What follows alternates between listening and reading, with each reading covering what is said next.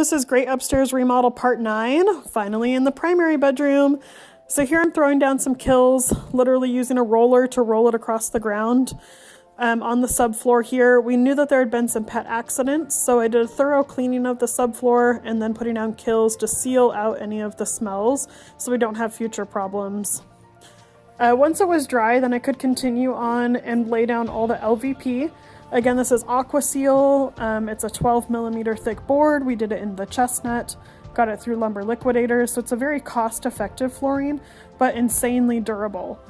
I have literally drug furniture across it, downstairs in our living room. We've had dogs run on it, water, snow, rain. It's extremely durable. Now right here, I'm getting ready and I'm cutting a little chunk to be able to slide in that corner. For those types of tricky cuts, I always use my jigsaw and my speed square, mark them. That time I was able to have my table upstairs.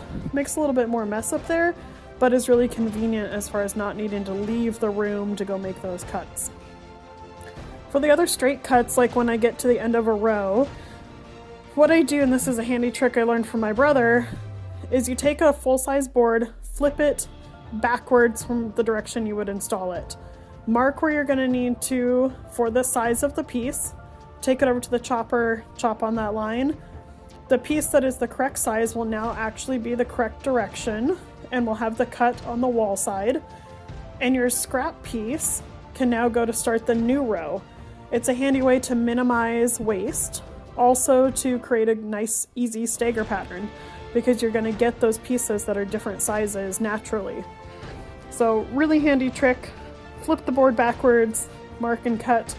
It also helps to make sure your spacing ends up correct.